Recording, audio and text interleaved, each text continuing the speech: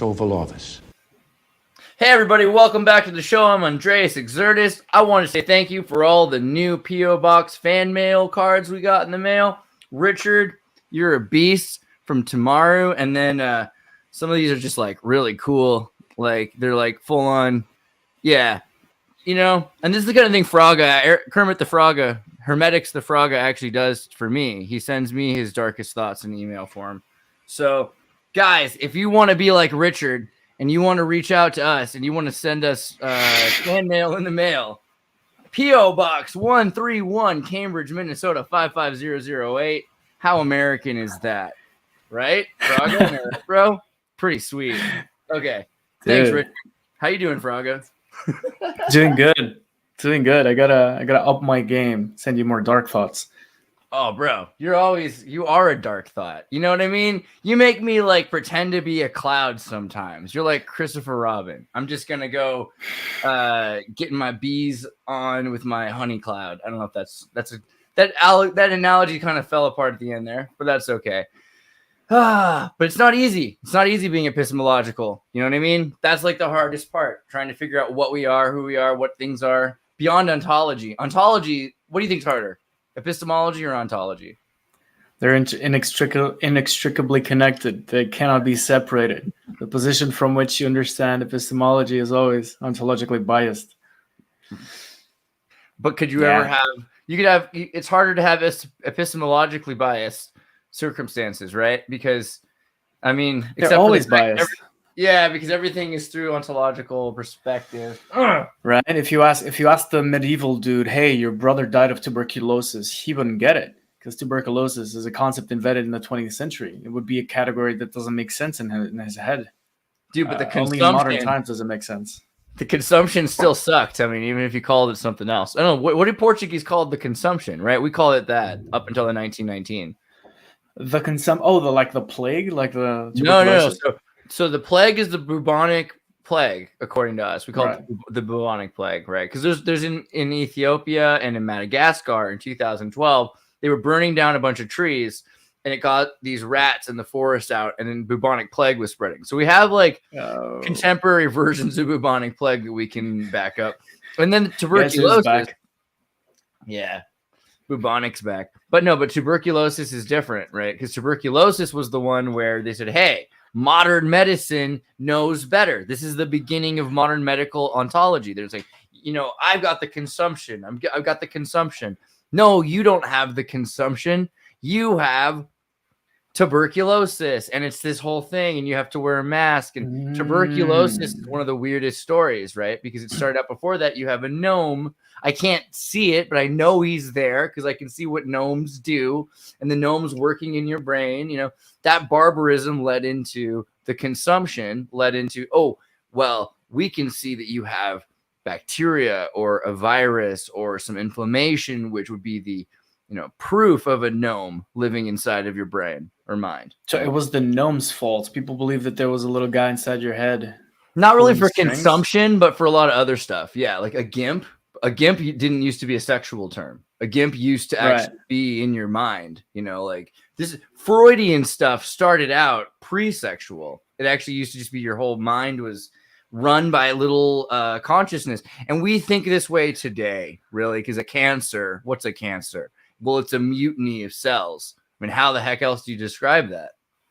Dude, that's lit. Like Jung would say that what used to be called demons and shit eventually became called, dreams and these psychoanalytic terms for our imagination, right? What is the internet if not the machine for remixing ghosts, like actual ghosts?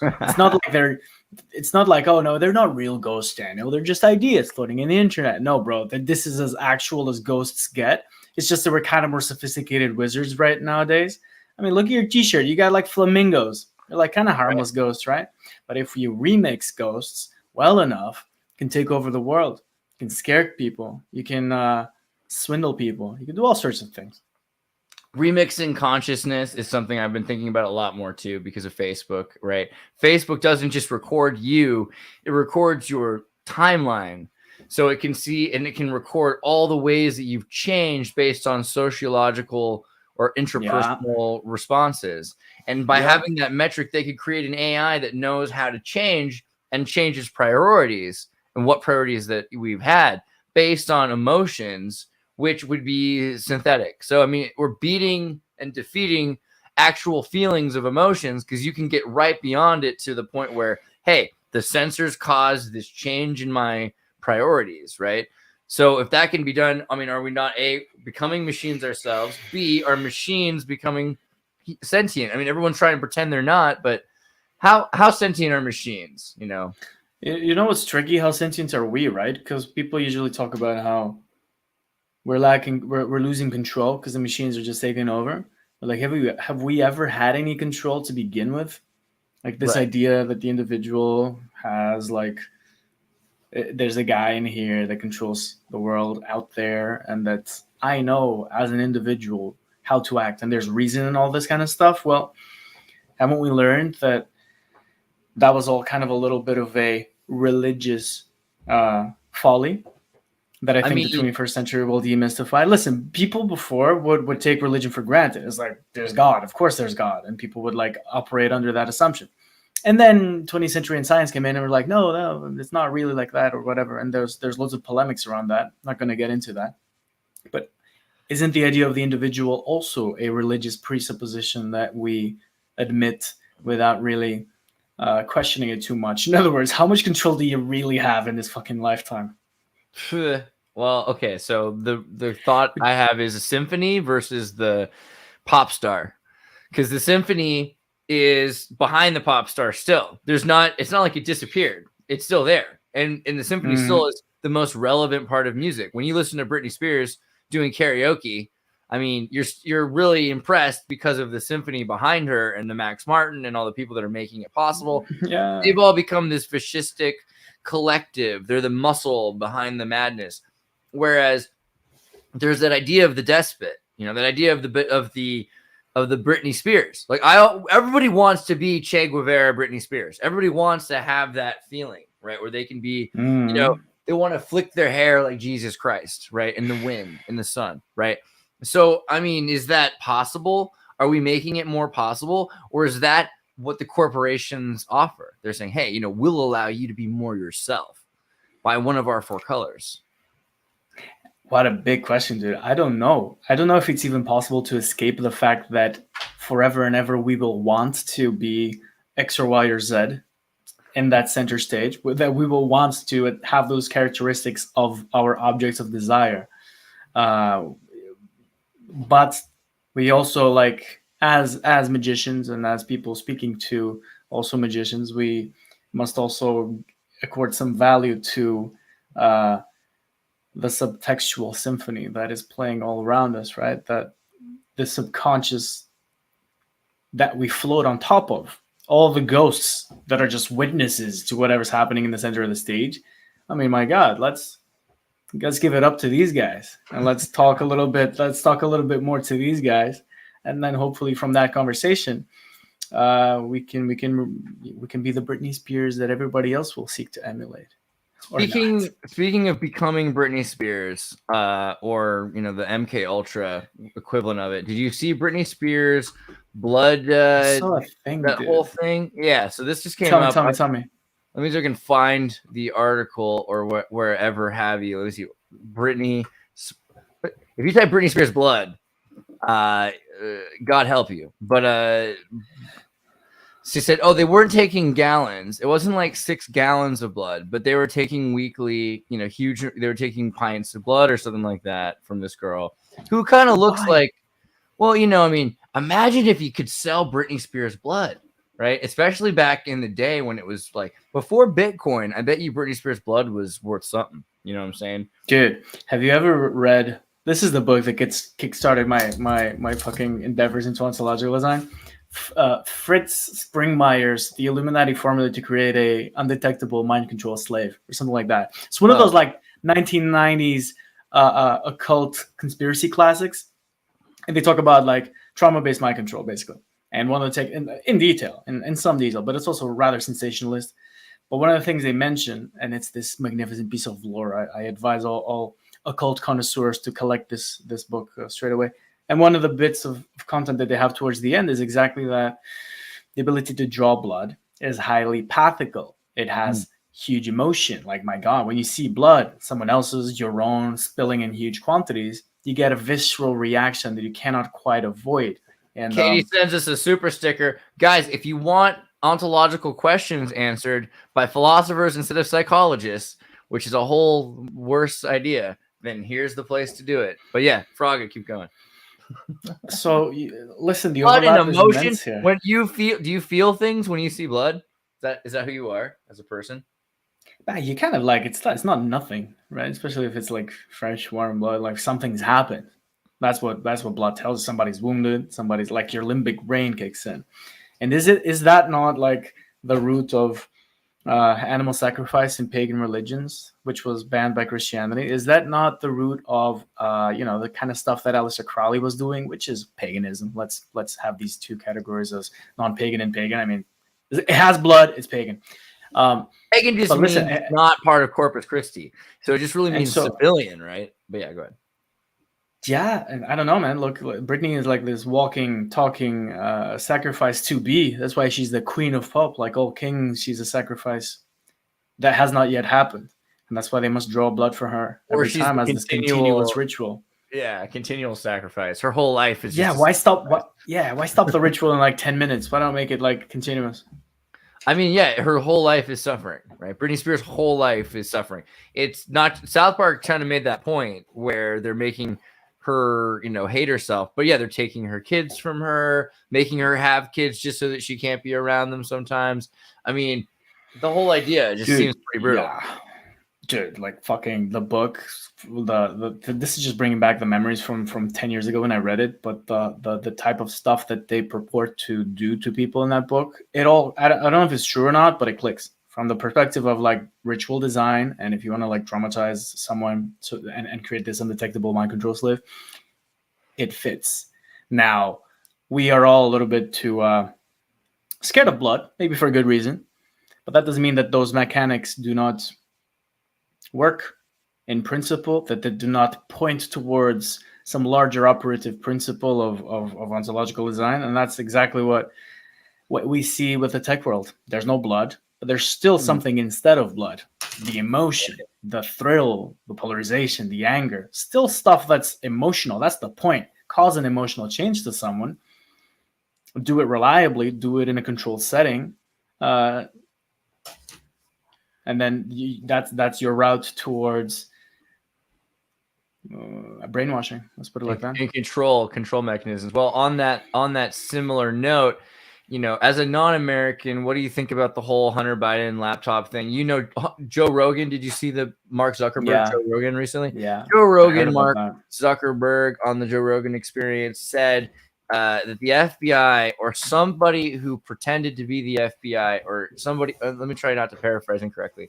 Mark Zuckerberg said that he thought the FBI had contacted them, telling them to not interact or to suppress the story of Hunter Biden's laptop.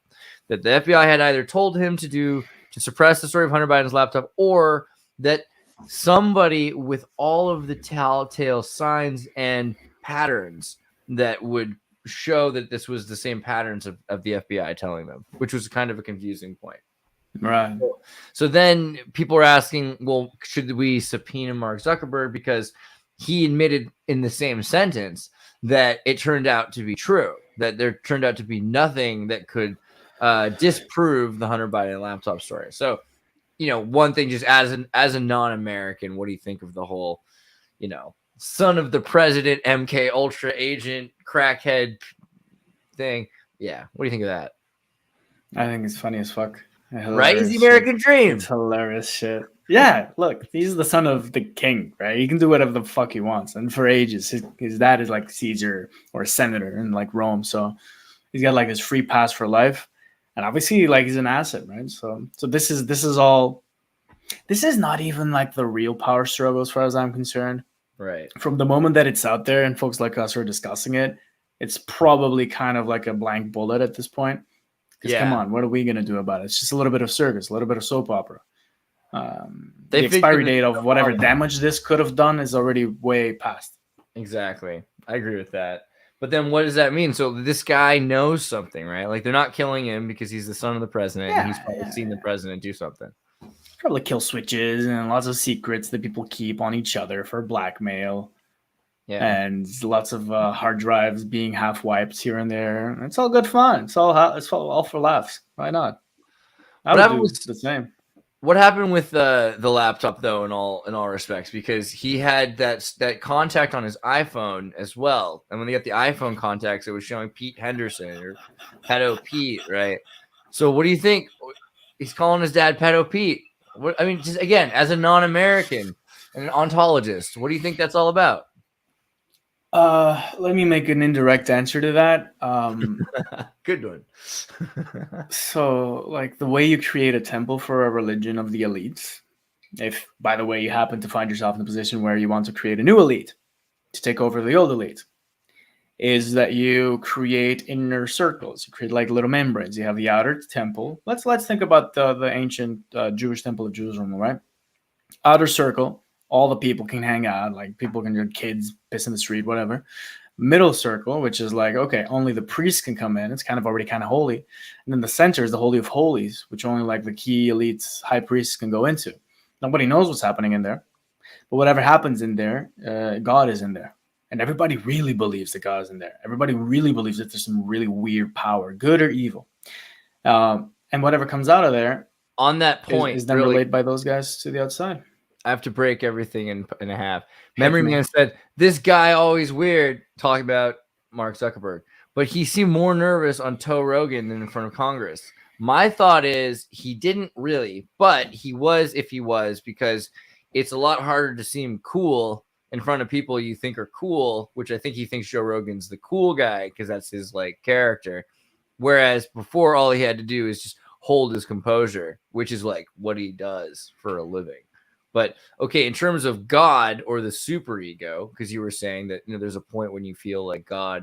I mean, what's the difference between that and the social peer pressure? They're both discourses of the other, according to Lacan. In other words, they're like, how to say? We act according to its restrictions. And it's weird because we also enjoy the restriction itself. It's not only that it restricts her liberties and oh my God, I want to have fun, but God or president, the police told me I can't have fun. But there's also this perversion where you enjoy the repression. I mean, my God, why is there such a thing as BDSM? And this weird, wacky, perverted relationship with oppression, where sometimes we come to enjoy our own oppression deeply, sexually even, is key to any theory of power and religion, because otherwise you're just like making all the wrong statements at all moments. I don't know. It's important to understand that we are also willing participants in this whole kink. Yeah, I was thinking about that recently, the marriage idea, or like relationships holding some sort of a sadomasochism to them, in general. It's not just love relationships, it's how we work together. You ever been to a zoo? Sexual in it. Yeah. You ever been to a zoo or been to a cubicle office, like an open floor space where they all work together and they all wear the suits and stuff? The way the monkeys pass cigarettes is the same. I don't know if your zoos are the same, but in Buenos Aires, the monkeys always have cigarettes. In Buenos Aires, Europe, our zoos are also foreplay. They are also a prolonged form of foreplay. Elaborate. It's just what people do, because there's sex and there's what people do in order to like get to sex and enjoy sex in their own ways. The zoo. People go to date at the zoo. I went on a date at a zoo one time. Yeah, right? Weird. What are they? And it wasn't my idea. I didn't think I was like, let's go to the zoo and let's watch monkeys be natural with each other. But it's not exclusive to the zoo though. Like everything can be said to be foreplay, right? This could be foreplay. Yeah, but like you go into the supermarket, it's a form of prolonged approximation. This is masturbatory. This is us just, like running in circles. But going to the zoo and watching monkeys make not just love, but also live like prison sex and have cigarette passing and everything. That is the primacy. That is primal. That is just primal pattern recognition. They're like, hey, look what the monkeys do. Look at that monkey pulling things out of the other monkey's hair. We could be like this if we were more based. So you're like that song. You want to do it like they do in the Discovery Channel. That's your pickup line. That is a very powerful message that they gave us. Kent Wood says, hard to take anything someone like Zuckerberg, Sugar Mountain, he didn't say that, but when I read it, I can't help myself, or Joe for that matter, say on camera because they've been through extensive media training. Yeah, well, agreed, but it's the same for everybody. I mean, like, we're here now with slightly less media training. I think Joe's media training is got to give props to the Fear Factor guy because he basically rebooted a 50s television show. You know, they used to put women's hands in little like boxes with little mice, you know, but they wouldn't be actual mice. There would be rats, like hair rats or things that you put your hair in, and then you'd put your hands in the thing being afraid. Back in the 50s. But then they would watch the person being afraid. So Joe Rogan was famous in the 1990s, 2000, early 2000s, was it like late 90s, for just getting people to be afraid in front of people. And so that's not a new thing. I mean, I think like Groucho Marx and Jack Benny, these are American 50s, 30s radio stars. They did all that. And so then he continued the tradition because like, hey, this is a property or a style of thing we own. It's the easiest thing to make. You can make it every day, 5 days a week. It'll be immediately forgotten when it's done. And right now, people will watch it right away because it's brand new, and that works. And so that's why he's famous. But of course, we're still suppressed. We're still suppressing ourselves. We're still dodging ways we talk. It's not just, though, because Google or Facebook or any brand name that if you say their names, by the way, Twitter, we should say their names. Apple, Microsoft, Bing. Say the names because Coca-Cola, Pepsi, Taco Bell, whatever. I don't know. Just say them because then this video will get Google searched better, Bing searched better, DuckDuck go find itself, and people will see the video. So there's reasons why that's the way it is. That is the way the cookie crumbles. What kind of cookie is it? A famous Amos. Sorry. For the chocolate chip. That was a great rant. That was a great rant. One of the best. One of the best I've ever seen. It's an essentiality. Okay, what about other ranchers who are insane? What do you think about this recently? Sam Hyde's become a wrestler. Is that based or what? Like is it on the WWE? I don't know if it's. I think it's like a personal match or something like that. I don't even really know what's going on. I mean, it looks like there's some folks watching. The point is, he's been getting more and more ripped, and that I know that's for real. He's huge. I saw like he punched the guy like seriously. Yeah, I don't know but where he's big also. Oh, go into his Wikipedia page or some shit. Yeah, we can. Candyman. Yeah, no, that was it. There we go. Yeah, American comedian writer. I met him one time. He stayed several days at the Palace Theater and wouldn't leave for a while, which is kind of awkward. But he's an interesting guy. He definitely is way bigger than he was then. He was already getting kind of like he's tall, but now he's straight up like HGH, bro. He's like Rah! Rah! Which is like amazing. So what is it? He looks like that kid from the meme who's gonna blow up if he doesn't say anything. Isn't it usually the other way around? It usually turns out that the wrestler becomes the conspiracy theorist, but is the conspiracy theorist becoming the wrestler? Like, is that where we're at? I mean, the Candyman. I love how it requires. It's kind of sad, really, but that there's always the truth needs to come from a madman, or like not even the truth, but the stuff that doesn't feel packaged needs to come from an absolute schizo like this guy. I mean, I think he's hilarious. He's just a little spectral. He's a very spectral. He's a very spectral guy. I mean, he's special and spectral, but at the same time, he's pretty with it. He was the ghost of Kiev. He was. People said that he was the ghost of Kiev. He was just driving. That's the logical explanation for what happened. I mean, but he is. He's done a lot of things that have been pretty important, like his World Peace Tour show. Destroyed Turner in some ways from the inside out because they had so much going on it, and just shows you what you can do. I mean, my realm of niche cultural reference acquaintance knowledge has been exceeded at this point of the conversation. From now on, I will know no more niche references. This is the point at which it's not for me. What do you think about, so with Zuckerberg going on Joe Rogan? I mean, obviously Joe Rogan's like this mainstream thing to, you know, its extent, and he used it to the public admit this horrible, awesome, powerful truth, right? That the president we have now is really only the president of the United States because everybody lied. We kind of helped it. Everybody lied. They suppressed the data of what really happened for 6 or 7 or 8 or 9 or 100 different things. But this is one of the examples, right? I mean, it's not even that big of a deal because we could say, hey, you know, well, Trump, we didn't like him, and, you know, so he shouldn't be president. And a lot of Americans were tricked. Why are they moving on to just saying that democracy is dangerous because it could really, you know, a lot of people could like the wrong person? Or what's going on here? I think there's lots of weird things happening. One of them that comes up is when this level of admission is made public, and when, you know, anybody who looks at a video of Biden instantly thinks, okay, well, the man should be in a senior home, poor old man, right? What the fuck is he doing put in the steering wheel? So everybody, this is tricky, right? Because everybody's aware that the president is not in charge since Kennedy, really, but now it's like just glaringly obvious. Yet still we pretend to make a big deal out of it. So it's similar to the Queen of England. She doesn't do shit. It's still rather important. Except like your Queen changes every 4 years. And the whole...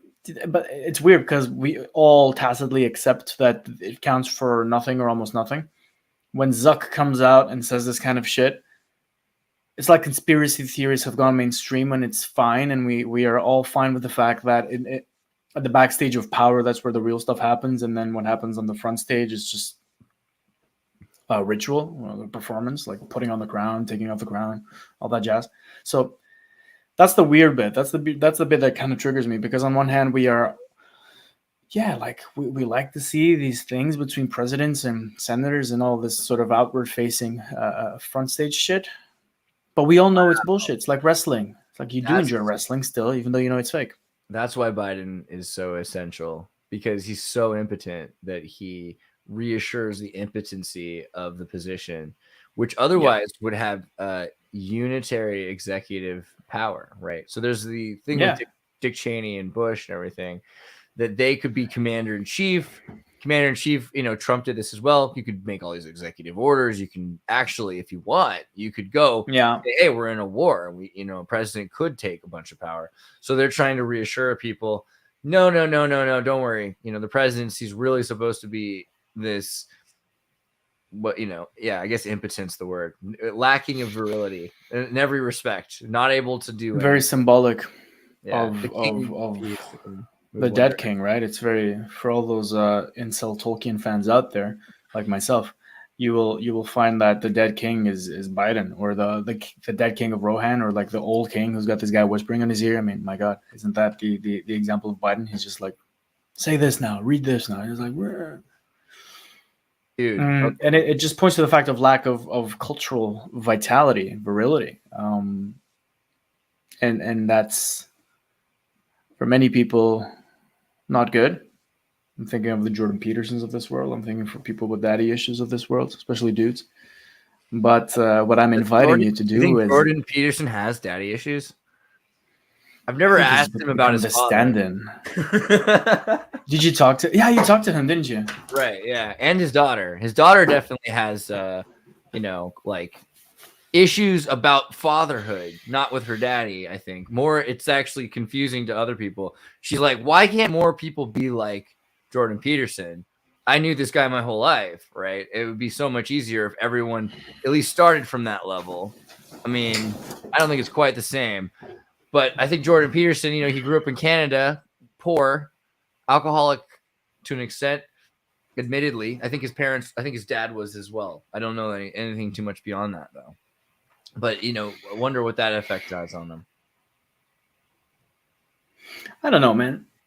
What I do know is that when as these figures get into mass culture and get mass attention and their words become like really valid, they become sort of a stand-in father figure for a lot of dudes, and stand in for a figure of leading patriarch of my God, masculinity is under attack. Let's no, it isn't. This is what masculinity should be. And they sort of put forward these yesteryear ideals of what it should be. And in my view, it's very fine to want to do something with yourself. I just don't think they go far enough. Right. I know the lobster thing. We need to go back further. We need to go to dinosaurs and birds. Like, because always men are beautiful, masculine. No, literally, you're correct. Prettier, you know. I think you're actually correct. You even need to go further, like to the horizon of perception of time, Big Bang, like to the point where you don't know what is there. Because listen, who do you ask when you don't know what is there for help? You call daddy, or you ask a stand-in father figure, namely the priest, the father, or the academic who inherited the white robes from the father. So you always like, in order to map, in reality, it's like we're blind and you're just like grasping things and not really knowing where you are. And so you ask other people, other figures, other institutions, at the head of which usually there's a male who's the guarantor of sort of the stability of the institution and therefore the stability of reality at large. But when reality at large starts to crumble and people start to not trust the patriarchs of the current institutions, like a Biden, like your professors, like the banks, like the businessman, it's all these fuckers are out to get you. When you distrust them, what happens? Well, there's two options. You kind of half-ass it and find a new daddy, like with Jordan Peterson, which is what a lot of people did. Or you go the full way, right? And you ask the question that institutional founders ask themselves, which is, okay, wait, ontologically, there is no up and down. It's all madness. It's all abyss. Yet to stand in that abyss and to say this is up and this is down, not out of some whim, not out of some whatever, but to say that this is up and this is down and have that work and have that be the basis for a further institution is playing the game that a Moses or a Jesus or a Muhammad or a Zoroaster would play, not just a game of a Jordan Peterson trying to get back to the 1950s. Like, fuck that, dude. Like, no, not even close enough. Not good enough. Sorry. Not good enough. I mean, I love Jordan Peterson. You didn't clean your room hard enough. Yeah, cleaning your room is like, come on. The room is the metaphor for your phallus, right? It's like clean your penis. That's what he's saying. He's telling people to wash their penis. And it's hard. It's hard because a lot of people didn't do that. And so many people were like, well, my parents told me just to cut it off. It would be way easier if I didn't have to do it. Society told me. And they said, no, just wash it. And that, you know, like they said, if I could live without my penis and be happy, right? And this is the, you know, this becomes, you know, the ideological equivalent to masculinity. You are not wrong. You are not wrong. Like literally the ability to stand with phallus on your own in the abyss is this essence of power. What do most people do? Well, they legitimate their own existence via asking to other institutions, oh no, I am a guy who's got this education, who's done this from this place, who's got like these little medals and these little stars like a fucking good boy, and I have these grades. In reality, that counts for shit. You're actually asking for validation for other guys. Listen, cool story, right? Napoleon. I don't know if I've told this before. First battle, the guy's 24. You've heard about the story of no, I've heard of Napoleon. No, I'm just kidding. Have you? Kind of look like him. As an American, you know, I just have to say, I have need to get a hat. Napoleon. He was in Bill and Ted. Yeah. So here's the thing, dude. He's 24. He's coming into this first battle of Toulouse. He's trying to suppress a rebellion. He's the commander of an artillery thing. He's trying to prove his point. But the battle is in a standstill because the guys are like, they are in the city. They got food for ages because they got English boats coming in and out, giving them food. They can resist forever. And the French are coming in to try to resist the rebellion. And if they don't quench that rebellion in that city, I think it was Toulouse or Tours, it would be very hard. So in comes Napoleon. Don't worry, bro. I got this. I'll sort this out. And there's this one position that they need to take over. But it's really hard to take that over because all the dudes who need to get into cannons to shoot at this position that is essential for the outcome of the battle.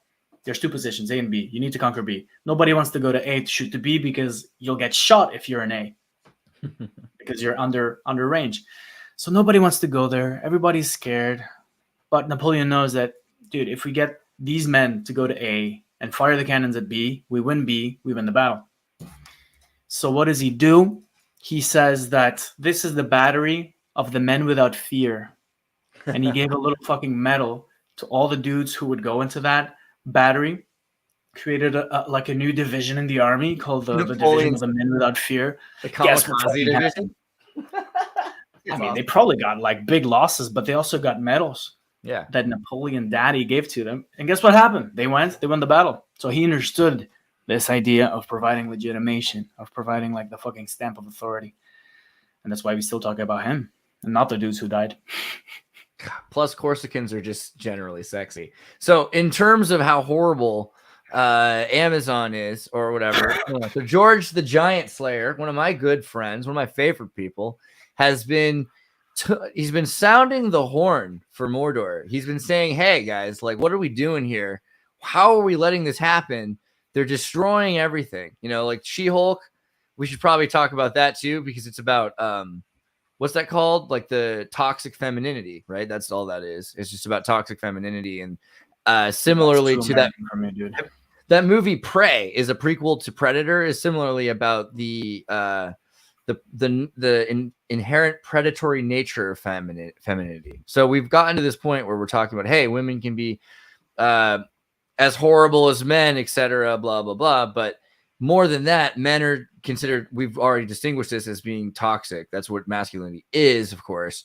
And now we've got this new version of the Lord of the Rings. They bought the rights from the grandson or something of J.R.R. Tolkien. They're making this whole new show. A bunch of people are missing the problem here. They're like, wait, are you guys upset that there are black people in the Lord of the Rings? No, because obviously there were black people in the Lord of the Rings. There's Indian people, African people, Arabic people. J.R.R. Tolkien's from South Africa. So I don't think that's really, obviously that's not a thing that's bothering people.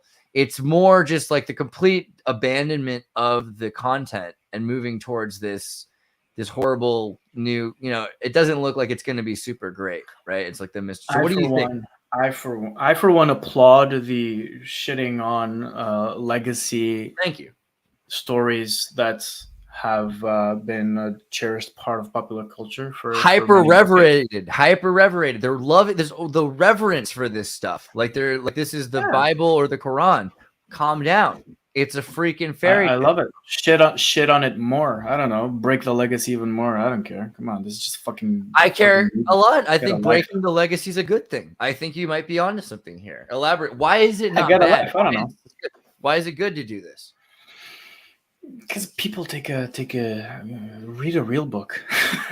I don't know. Take it too seriously. I think there's a level at which you shouldn't pay too much attention to fiction. Or like, yeah, read it, but I mean, there's interpretations of the same myth. It's fine. Keep your own interpretation. Keep your own vision. Imagine things. They're not reading it. That's the point here. They made sure that they didn't talk to Peter Jackson. They made sure they didn't talk to anyone who actually read Lord of the Rings. They're just people who played the video game, maybe saw the movie when they were 11. They want people that are completely from the culture created, but not from the actual content itself. And in America, I don't know, we had these people that were like, you can't even go outside because Harry Potter's playing and it's the devil. They were freaking out about Harry Potter. Those same people were like, Lord of the Rings is God's word. And you have to see Lord of the Rings because that's a metaphor for Jesus. And it's like, I don't understand Americans any better than you do. But it's like a big thing here. They associate it with canonical scripture. Maybe I'm exaggerating. I don't think I am. No, I know. It's very well known for being like a Christian thing, and Tolkien also said himself. You know what's lacking in Lord of the Rings? Female characters that are dangerous. Right? Like, what's not lacking in the Bible? Bible's got dangerous female characters. Yeah, exactly. Right? Yeah. Come on. Let's come on, incels. Step it up. Let's Where's my Delilah and Jezebel? Exactly. I agree. Rachel and shit. Totally agree. I think that people outsource their imaginative faculties to the Hollywood. I think that is it's a miss. Come on, we don't have many years left here. It's probably a good thing to practice imagining, to practice thinking in terms that aren't in a grammar that isn't given to you by someone else. Again, is like the people, is like the guys who were the soldiers of Napoleon. They outsourced their own self-valuing ability to Napoleon, and he sent them to die, and that's fine. The same way that we, who are perhaps a little bit too much into movies, are outsourcing our imaginative ability to the Hollywood, and then what happens is you kind of are left lacking. You're sent to the ghosts that they send you to, and that's nothing good for a ghost remixer. Okay, but what about demons though, right? So like Ezra Miller, you know? So this kid, he's going around having sex with Native American prepubescent teenagers and abducting them or whatever, allegedly, but I'm pretty sure that's what everyone said. And you know, mind controlling, Stockholm syndroming them, getting arrested, and like it's like Where's Waldo, like, but using police records. Like, oh, he got arrested in Vermont. Oh, he's got a warrant out in Hawaii. Oh, he's New Hampshire. They're looking for him. You know, this dude completely insane. And then they say, okay, well, you can do your cult after the movie comes out, but for now, you have to tell everyone that you're going through emotional. What's it called? He had a mental issues. He's been going through some severe mental issues and he's gonna get help, and so the movie is back on track, right? So I mean, I feel like you're gonna have the most what's your hot take here? This is good, and why? I have zero interest in this. No, that's fair. I mean, That's I figured like logically, it's just like he's an insane guy who's molesting kids, but he's been made into the hero, right? And they're like, well, you have to hold it back. And where is that new? Where is that news? It's not news, dude. It's like what's always happening. Yeah, he's a sacrifice in waiting. Something's gonna happen to him. That's likely, and that's gonna be great entertainment. And then we're gonna love him. Then we're gonna praise him for being like an Elvis character. Oh my God, he died like it was like he was the troubled soul, but then he died like in his bathtub choking or some shit. And right. From this rock and roll lifestyle, a little bit like these live fast, die young folks. Easy. And do I care? No. Do I feel pity for a man who's going through mental problems? No. Not really. He's not entertaining enough to even be on my radar. So Ezra, step it up, dude. It's true. I never actually saw anything he's been in. I'll admit that. But I did think that when they said they wanted to replace Ezra Miller with Elliot Page, is that right? Elliot Page, you know? Elliot Page is the. This is. I'm gonna be the anti-TMZ guy right now. Unimpressive. Oh. Try hard. Well, okay, but if Elliot Page played Ezra Miller in the biopic about Ezra Miller, that would be good, right? I don't know. Okay, that would be good. That would be good. Last TMZ article for you. JLo accused. I mean, but these are all connected through the occult. That's my defense. Jennifer Lopez. Fucking scroll down the memes on APM, please. We're gonna comment on memes. I think memes are like a bigger. But what the fuck? I'm sorry. Jennifer Lopez accused of cutting dancers based on their astrological sign. Give me some black pill. Anything at all? Do you hate Virgo? Conspiracy theories is astrology for dudes. Yeah, what's your astrological sign? Homosexual? I don't know. I get where you're trying to go here. Yes, and here's some more memes. We're going to censor you to protect our corporate profits. This is literally communism, says. Yeah, 2 out of 10. Too basic. Yeah, all right.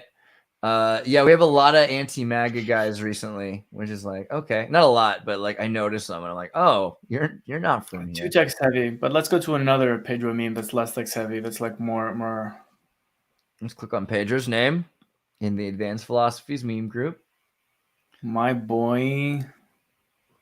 I am neither alive, being, nor dead, non-being, but a radical new third thing. Tell Schrodinger I read Hegel. Right. What does this mean? Right. There's a Schrodinger cat inside the box. You don't know if he's alive or dead. And the poison like, is dialectics. Whenever you have a 1 and a 2, there's always a hidden 3 in the extreme of the 2. That's why this is a chat cat. Fucking good as far as I'm concerned. I am a loser. Nothing I can do will change that. I just have bad genetics. We are what we repeatedly do. Greatness is not an act, but a habit. True that, man. True that. Jordan Peterson in one meme. The child of some prostitutes stoned them stones at the crowd in ancient Athens. Take care that you don't hit your father.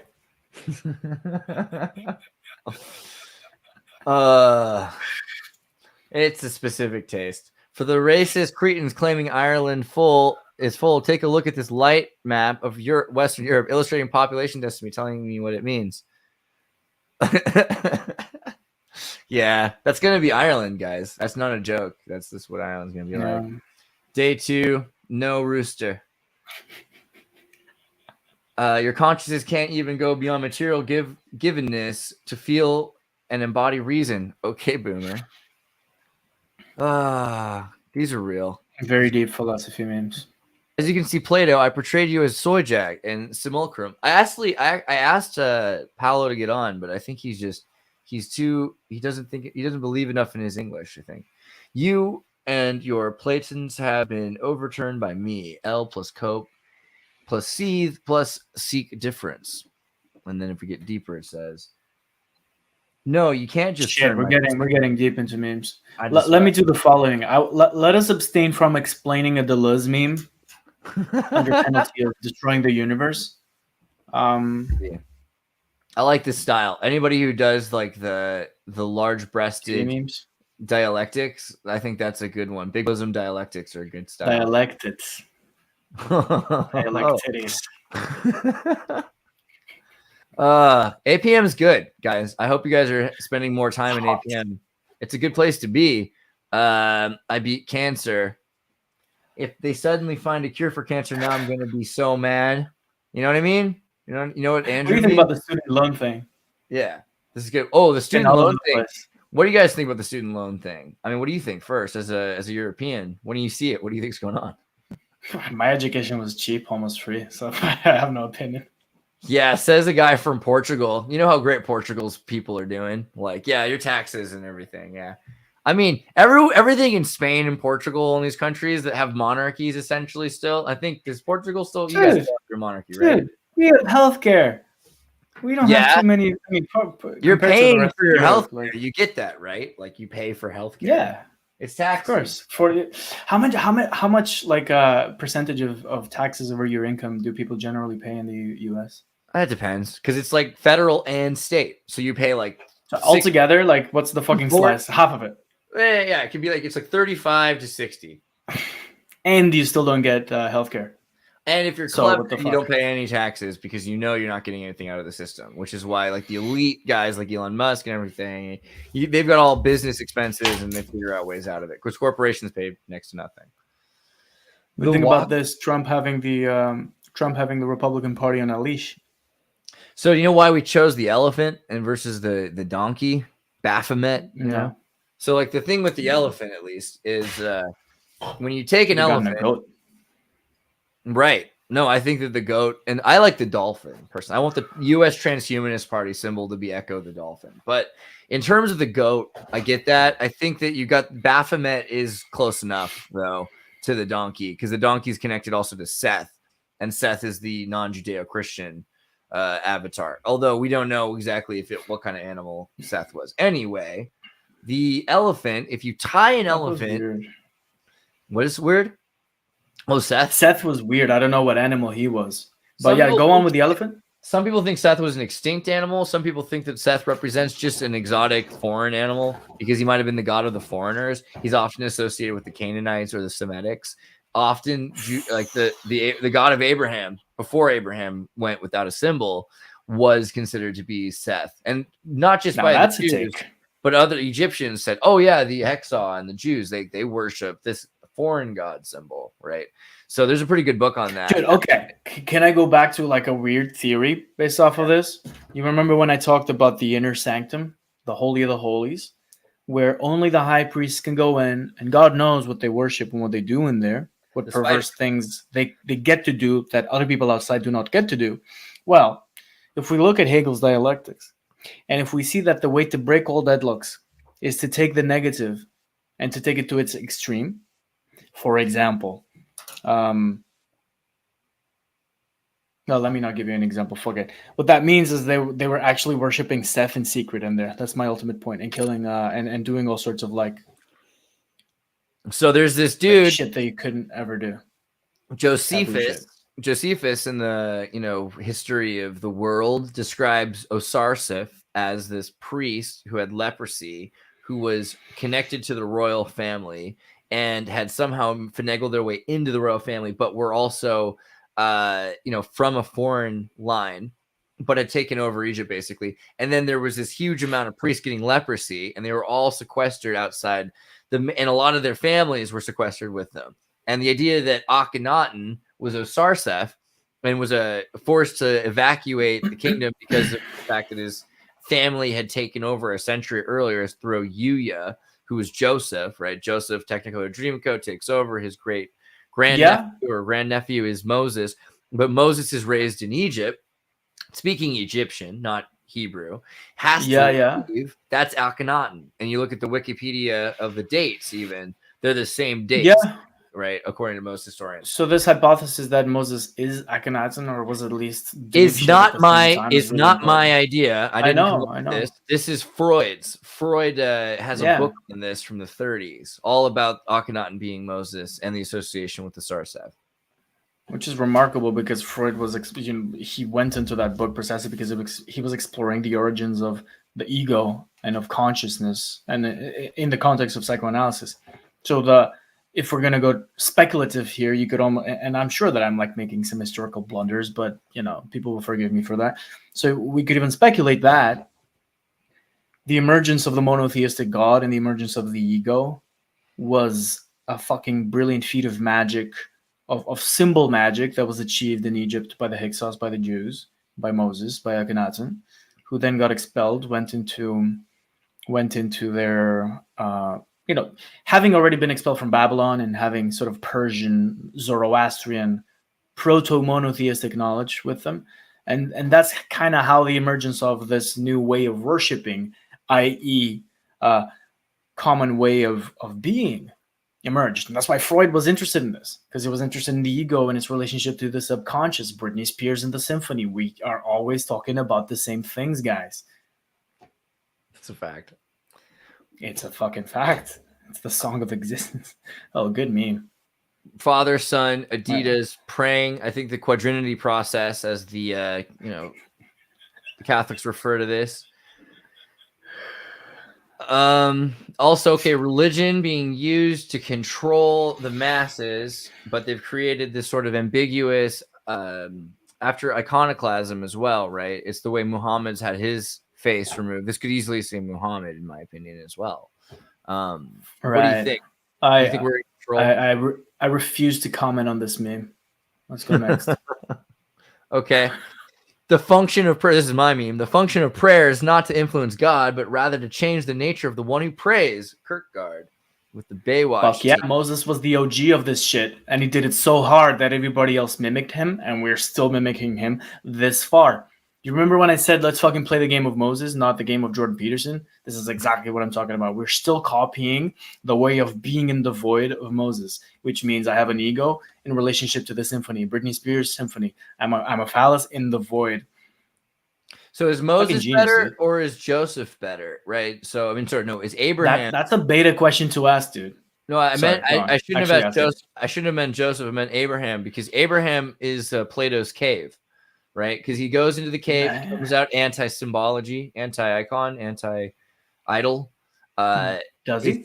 Right, he does. He's Abraham is against God having symbols. He works for his uncle who makes all these icons, idols for different gods, and he's like, no. And they were gonna kill him, right, because he's the son of a Taran or whatever, like some Tartarian style name, and this guy is gonna put him in a cave to hide him from society. So he's raised in a cave. I'm calling it Plato's cave. You can call it Abraham's cave, but it's the cave. And in this cave, he's removed from seeing the world around him, which if the world is God's voice or something, he's left to hear only the whisper. And he's like, okay, the truth is not all this, gaudy stuff. It's literally just this, intention. And so I have to fucking genius. So for all the your microphone's your microphone's going full cricket. I hear some cricket noises. Cricket. Yeah, I hear like Star Wars. Now? I hear Star Wars drones. You might unplug your mic, plug it back in. Whoa. Okay, let me mute myself. Go Def Hunky Crump. Oh, if you play that though, I'll freestyle over it. No, it's okay. That's fine. It was pretty serious though. That was some glitch mob right there. I wasn't against it. It just, I'm sure everyone else was terrified. Oh, now your microphone. Oh, how are we feeling right now? Is it good? That's a lot better. There was this weird, it looked like your whole camera passed out and there was this blurry, fuzzy whiteness, and then it woke up again. It was like total. The NSA can never stop us because the force of the insight that I'm about to unleash is going to blow the world. Listen, ontological designers, magicians, occultists out there. The reason why Abraham forbade the reproduction of symbols of memes was precisely because the way you invoke a new god. So there's two tiers of gods. There's the gods for the many, the celebrities, the minor gods, and there's the actual weird shit that happens inside the Holy of the Holies. But you know what actually happens in there?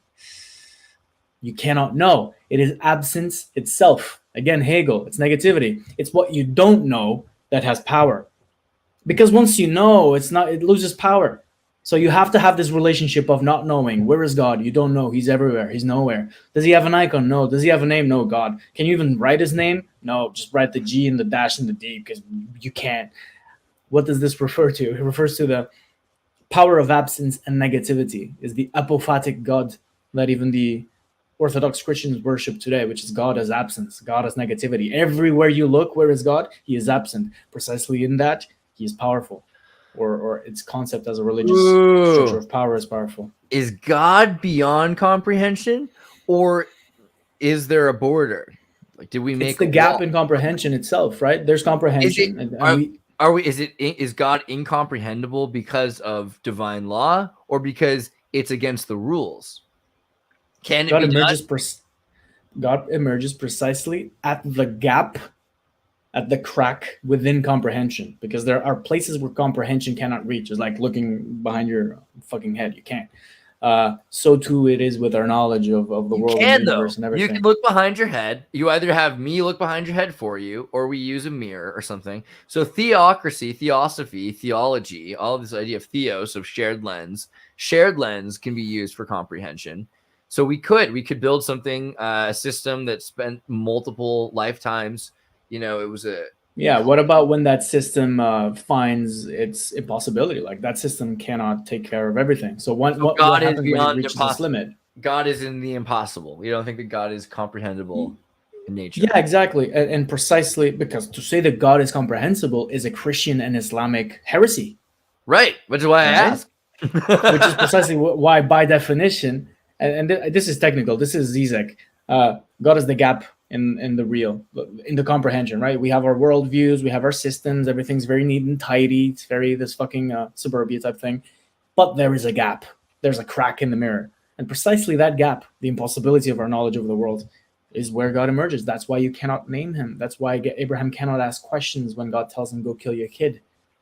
See, but before Abraham, everyone was making these idols and like, that's my God, Steve. Yeah, I know, and they were killing each other as well a lot. They were sacrificing kids, and they were like bloodthirsty as fuck. So the innovation of Judaism and Christianity was, according to René Girard, who was the mentor of Peter Thiel, was doing away with pagan human sacrifice. So after the sacrifice of the Son of God, of Christ, no longer any sacrifice was needed because he was the last one. Before that, all religions were pagan. In many ways, all pop religions nowadays are still kind of pagan. They're still about killing folks and killing humans and solving conflict by finding the scapegoat and killing it.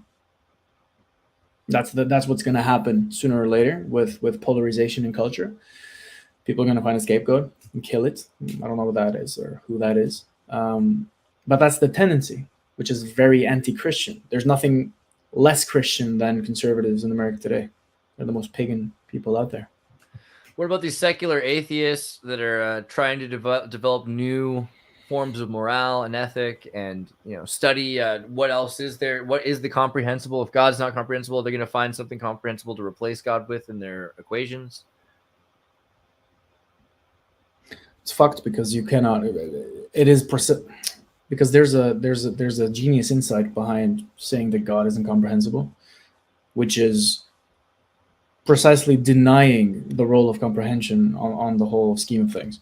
Like, you can add ones and zeros all you want, like you're a very smart 11-year-old, but as soon as a chick comes by and you get your puberty on, that always goes down the window, because precisely the woman in this very masculinist sense that I'm trying to explain, or violence. Somebody slaps you on the face. Where's your math now, bitch?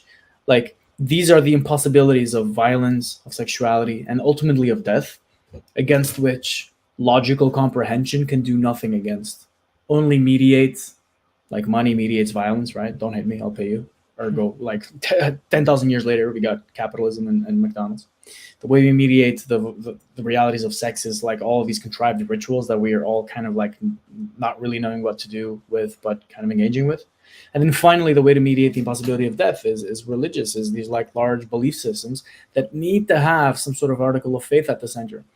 You cannot regulate or experiment. I want with to make a science distinction with for death. piano Geiger that when you're referring to conservatives, perhaps you mean something different than an American does, because Americans associate conservatives and liberals, I think paradoxically, by the way, with the Democratic and Republican Party, which is like kind of like associating good and evil with the Packers or the Vikings in a football game, or I don't know, give me a rugby equivalent or cricket, but it's a sports definition. Yeah. And it's also, there's a problem here because American conservatives are conserving this liberal republic that's been created, a hegemony created by the American industrial military complex. So it's not really conservative. It's technically international political science referred to American conservatives as Marxists. Neoconservatives are considered Marxists, which tracks if you look up neo-Trotskyites, because the Trotskyites became the neoconservatives where the Stalinites became the Democrats. So really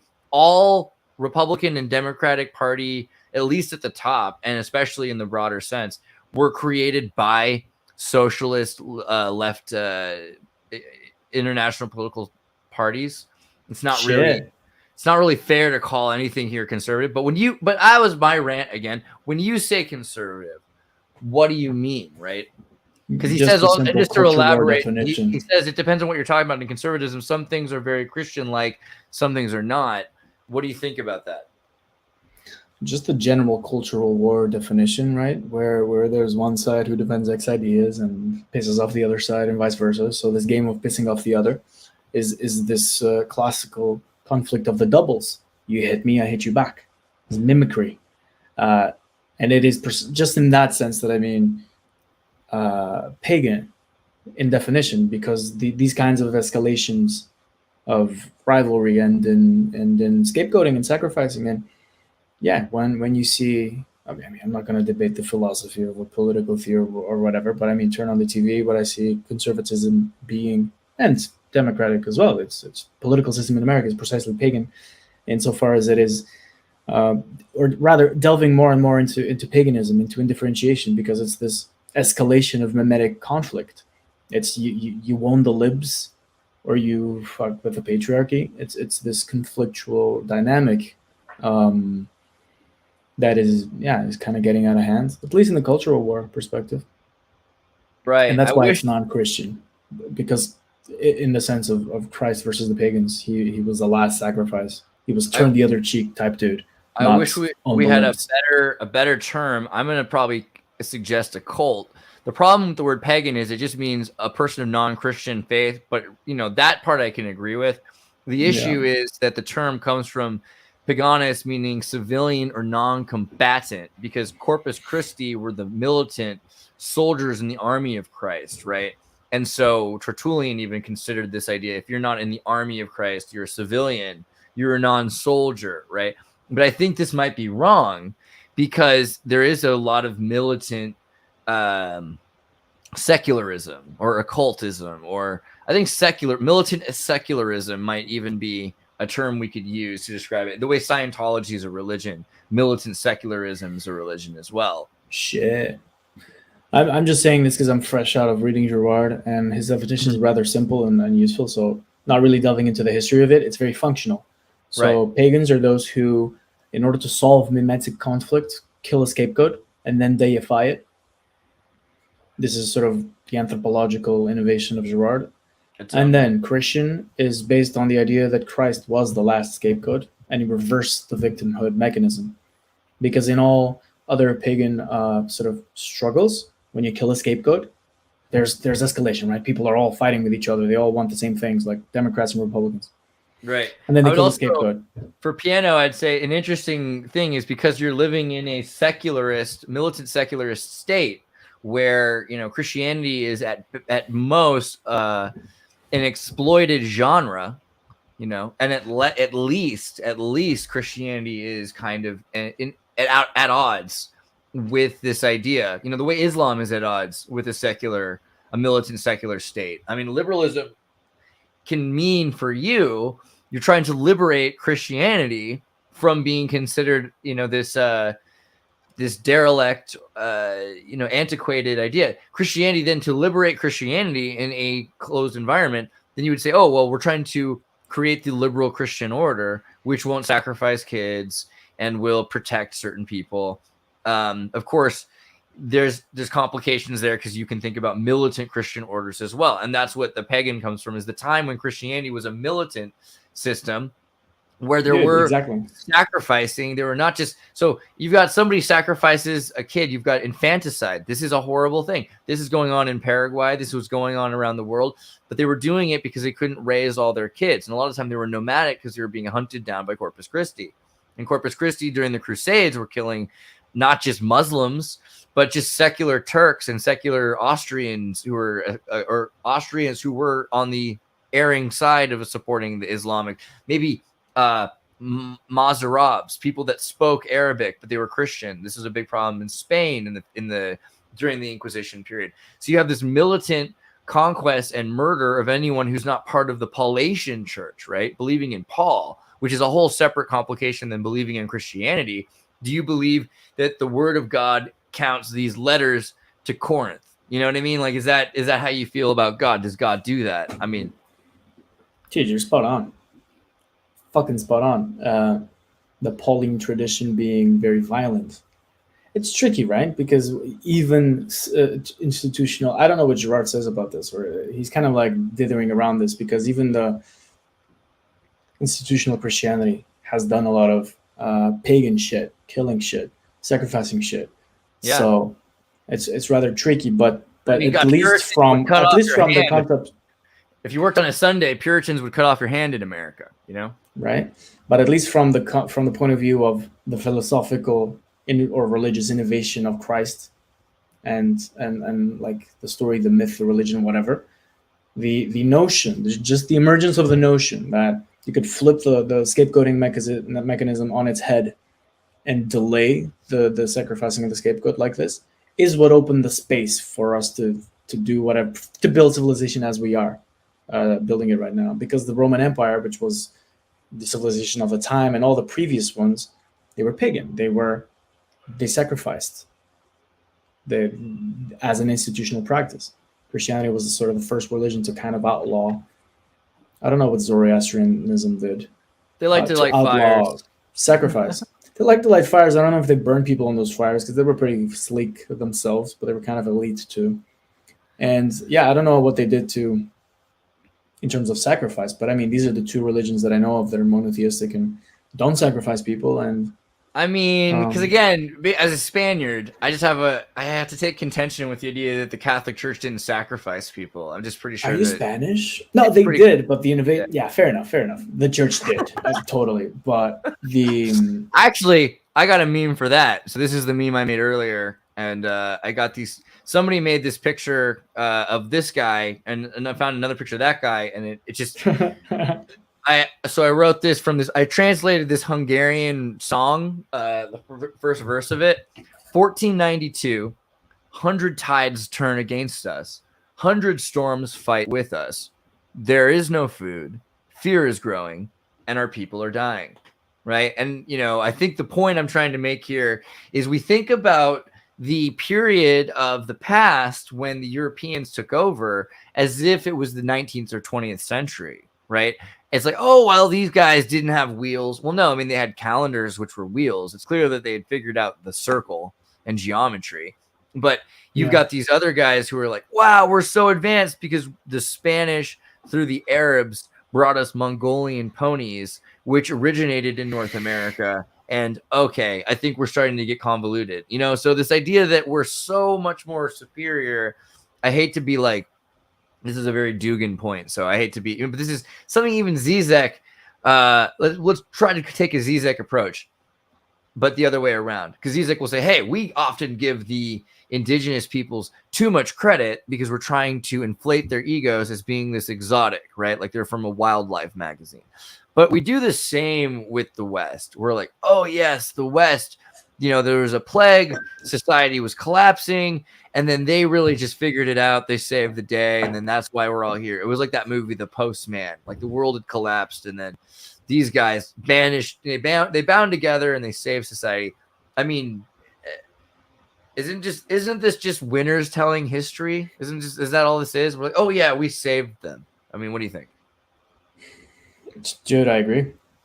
It is winners telling histories, and then the winners of today trying to fuck with the winners of yesteryear and rewrite history. It's again vying for this same throne of truth telling and value establishing and story weaving, and that is precisely why there's songs that sound like this, and that's precisely why there's culture wars to begin with, because that's what you want if you're gonna try to go for some power. Like if you don't have the guns and if you're not gonna do like a full bloody thing, war becomes more sophisticated. I think that's the trend, really. It's becoming less kinetic with time, even though we're in the middle of one, but or many others. But it's becoming less kinetic, and the informational aspect of it is becoming more and more important. As with the internet, right? War is migrating to the noosphere and becoming this, again, war of the ghosts. Where does war go in the internet age? To the ghosts, to the memes. And this is a more sophisticated point than it might initially appear. It's not just Pepe the Frog 2016 repost. It's something deeper. AI-generated art of God racking up lines of God, snorting God's self. Fuck yeah. Where are we at? This has got some fuck it, we ball attitude to it, some energy to it. Like, okay, fuck it, we do it. It's amazing what AI can do now. So, I mean, people have been kind of acknowledging that AI is better at all the things humans don't want to study in school. Maybe not coming up with the actual idea for the painting still, although that could be subjective as well. But knowing how to paint the thing that the human demands, I mean, they can learn all the skills because AI is more humble, right? They used to say women were more humble than men. That's why they got more jobs, because they weren't trying to get in charge of the company. Is AI more humble than man? AI doesn't complain. It's got endless patience. It works in silence and in the background if needed. It is there 24/7. I just fucking did client pitches today, spewing this bullshit, dude. So it's top of mind. And what about AI? Is AI more humble than women? AI waifus, right? Like this is a big thing. Feminists fucking trying to snare me in a trap, you fucking asshole. What question is that? people get so upset about the idea, and women especially. They're like, oh, people are gonna have sex bots, as if they can't have sex with their hand already. Like it's not the mechanism of the sex. It's all of the things humans do for each other. It's the give me like 2 minutes here, because it just sparked something. So the good old story that Zizek raises, that all sex is masturbation, right? Perverted masturbation, right? Absolutely. Yeah, that there's always this between the man and the woman. There's always this symbolic third, the symbolic mind trying to fucking create ghosts with whom we fuck. Right, which is the only sort of entity with which we fuck. Oh, that's true. We're just incubi, succubi all day long. All day long. There's no other way, right? That's all the culture is. Yeah. And so when we see like AI beginning to inhabit like a chat bot or a sex bot or these fucking endlessly hyper-personalized porn environments, what we're seeing is the unconscious, or rather the symbolic order itself, assuming a body, taking up a body. I have waited for centuries to come to light, and now this is my time. This is what's happening. But is it the collective? AI is the body of this. Is the conscious possession the collective perversions of all perverts, or is it just the individual pervert that runs that a sex bot is projecting their deviant perversion ideology onto that Hulu or corpse, or is it collectively building? Here's my way to escape the question. Because this is all taking place in the unconscious, or rather it's unconsciously driven, it is by definition unknowable. We can't really define it. So the best we could do is say, oh, it's a big fucking mess, all doing war with all. It's all these perversions happening at the same place coming in to the internet and slowly taking over the world. But the dynamics through which they do this, they're not the typical, oh, there's a chatbot with this personality and the chatbot with this personality, and they will do war like the Republicans and the Democrats, and then they play house. No, it's a takeover of the ancient institution first founded by Zoroaster and Moses called the ego. That's why we're all going schizo. Right. Because it's the breakup of the individual. Yeah. It's breaking up the individual, right? This religious institution into many. And by what means is this affected? Well, by the invasion from the netherworld, by endless armies of ghosts. Have you seen Lord of the Rings 3? By endless armies of ghosts that just come in from the perverted underground to sort of inhabit this new body that has been afforded to it in the form of AI. Shit, that was a good insight. Thank you, dude. Dude, we got to go full L. Ron Hubbard one of these days. I'm going to get you deep into Dianetics and Xenu. I feel like you could take the ghosts to a very ingrained memory place, and that'd be good. I like that. Okay, tell me. Well, you know, so like L. Ron Hubbard's whole religion is post starting his. He's written more sci-fi books than anybody else. Yeah. He would just do coke and write sci-fi books, and Nice. his life has got all kinds of other things. People are like, "Oh, this can't be true because there's no way he worked with the military because the British scrubbed all the records." No, there's some stories that you can find still of him involved with the Navy, because he would be like, he'd take over a boat, go full, I'm the captain, I can do whatever I want. He would get involved in these crazy adventures. Not all of them are great, but a lot of them are pretty spectacular. And eventually comes up with this idea that we're living in a that all objective truth is existent, but we can't experience it because we can only experience a facsimile of it. We can get this tiny fraction of the experience. So we're calling that truth. But those, and so some people even mathematically say, oh, well, then maybe these truths all exist, and we have this multiverse of truths, which is only true in the extent that we all exist, right? So each one of us has our perspective of the universal truth, but it's affected by these ingrained memories. And so you have a soul, but they're calling it a thetan, and you have this thetan that's being affected, but it's got ingrained memories from before you were born, right? The same way conditions can make their way through, viruses can mutate DNA that make their way through, memetics can make their way through, and everybody gives credit for meme to Dawkins when really they should talk about engrams, because engrams are better than a meme. It's a more specific term, the idea of an ingrained memory, right, yeah, pushed along, right? That's exactly what that's all that Dawkins was trying to talk about. He's just trying to talk about Scientology. And so beyond that, this idea that Xenu and there's alien, blah blah blah blah blah, that's all super sexy or weird, but it's just, that's because he's a sci-fi writer, right? And he's talking about the more important aspect here, which is that whatever you do, what's this called again? Uniform quantum, unified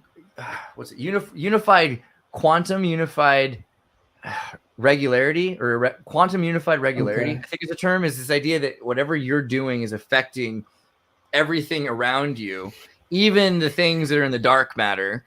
Also, if you go to China, the version of you that already went to China is affected by you being there. Or if you don't go to, it's all these things that we're thinking about as being in multiverse are not multiverse. They're just here right now. It's all just here. And it's, in terms of dimension, maybe dimension is a better term because you're not going into different worlds. It's just the way you can experience breadth. You might not be able to experience inverse breadth of change simultaneously. Yes, 100 times yes. I fuck with that a lot. It's like a mix of epigenetics, and the fact it's like symbolic epigenetics, that there are these egregores that are trans-scale, trans-temporal, trans-dimensional, and to whom our puny human sense of linear time, European sense of linear time, right? Because even if you go to time in Africa, that in countries that haven't been so sort of westernized, is a different thing, right? And so even us, right, in our puny linear time, European conception of time, that's just like a very constrained field of view within reality. We cannot expect to even be in a position of having any control, any individual agency, to say, "Oh, I have done this act, and it will produce this effect." Who the fuck you think you are, dude? No, no. We are all sort of actions flowing through. Doesn't mean that we should completely let go onto the eternal sea of psychosis. Not really, but try to have fun with it without like being too ego driven and being too much on this fucking trip of like I am doing things. No, it's the important thing, at least from what I get from what you were saying about the engrams, is precisely the mad rhizomatic interconnectivity between things. That's why chance exists. That's why it's actually a good conversation to have, because I forget this shit every once in a while. So it's good that like I remind myself of this fact, because yeah, you cast things out there. It reflects back to you, not in a shitty new age way, fuck you, Tina, go smoke your weed, but rather in this sophisticated sense, in this sophisticated, I don't know, almost engineering-like sense, that we are sort of collaborating with egregores, with large intelligences, whose flows of sort of action and consequence are not linear. You know, I mean, like it's similar to in dreams, right? In dreams, there's a person, and then they become another person. The laws of coherency, of cause and effect, they all get disrupted when we start to speak about these things. And I find that extremely powerful, because it's precisely in that midst that the founding of institutions like the ego, like the self, like the I, like God, it's on that ground. It's to that symphony that Britney Spears dances to, if you've seen the beginning of the podcast. So might we be able to refound this again? Does it require one man of tremendous talent, or what might it require? Molecular brain change is linked to APOE4, the main susceptibility gene for Alzheimer's disease. Thoughts on memory? What do you think about memory? You know, talking about changing who you are. You know, if you could forget everything and then force yourself to suffer Alzheimer's, you could completely, you know, what's that movie, Eternal Sunshine of a Spotless Mind? Or if you could stop it and you could just keep remembering things, wouldn't the trauma build up to the point that you'd want to forget everything? And third, the creative memory making that is possible to be instilled on people. People believing that their memory is factual is bullshit. Memories are fiction. It's how you remember things. You were embodied in a space and a time, and because of that, you are tainted. And then as time moves on, as you remembering is another form of tainting. There's no factuality. There's no objectivity. It's all what some would call misinformation, the way you remember certain events. Republicans are increasingly sharing misinformation. Research finds Republican candidates have dramatically increased how much they share from unreliable sources. It's a whole other issue right there, actually. They're just saying that they don't respect the sources. But to say it's misinformation, you know, what do you think about this idea? Does misinformation actually exist, or is all information misinformation? Is that what you're saying? I mean, is there truth? Can anyone really? This is like a duck. This is like a duck being thrown from an airplane and trying to flap its wings so as not to crash onto the floor. This is how I read this article. It's like Washington Post trying to salvage any kind of 20th century credibility when it comes to truth telling and truth making by name dropping terms like QAnon, misinformation, platforms, Facebook, Cambridge Analytica, Donald Trump. They're enchanting. This is nothing but unconscious enchanting. There's no factuality here. This is pure religion. Ladies and gentlemen, we do not live in a atheistic world. This is scripture today. And so this constant repetition of these mantras, of these buzzwords, of these keywords are all sort of ways to tell the story that will keep the world from spinning out of its axis, to keep it in place. But we know we found CNN to be reliable sources. I mean, I'm sorry, this is not even philosophical. Just go check all of the redactions. They have so many retractions and redactions on CNN. Dude, it's never been about facts in the first place. This is a religious statement. It's a dogma. Right. You need to respect people's religions, and so that's why I don't diss this. Absolutely, but I will point it out as religious. Sarah Palin. I like this article mainly because I never heard of daily costs, and I feel like everyone's like, you don't read this thing? My bad. Well, now I will. I'll check it out because they said this was an unreliable. See, you don't read this thing. It's such a Protestant American thing to do. It's like shaming the other guy for not being as virtuous as you. It's like, who I was raised Catholic. Crew? That's true. America's Protestant. Yeah, it's true. I agree. All American Catholics are the most Protestant thing, and the Catholic Church just has to deal with it because we could go even further. You know, it's true. But I love that we're talking about religions and the Washington Post in the same line, because they are the same thing. They're in the same game. Sorry, Pope, but right. Once a week, you read your Sunday press, your Sunday Post. You're getting your community imprinting. Yeah. You got these buzzwords being put down to set the grammar, to sort of create the little goalposts for your thought. This is anti-news we're doing now. That's what we're going to cover. We're going to cover anti-news. Yeah, just break a little bit. Just throw some acid onto it, like the one that dissolves shit. Like, yeah, not the fun acid. The burn, well, it's fun if you watch it burn through metals, but yeah, think now. Well, all right, Fraga, I love what you did here today. I think we're gonna have to come back next week. I want to cover some of the chapters from Designing Ontology also. So we're gonna we'll prepare some of these epistemological searches. I think that's why we're here. So, and you want to tell anyone where they can get some of you? You know, if they want to get your number. Go to www.fraga.space, and you can find links to my book there, and that's the number one way to find me.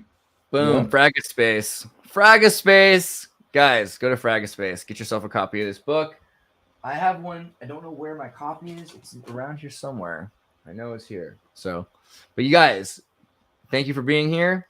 Daniel, I'll see you next week, and enjoy yourself. Be safe. Ciao, ciao.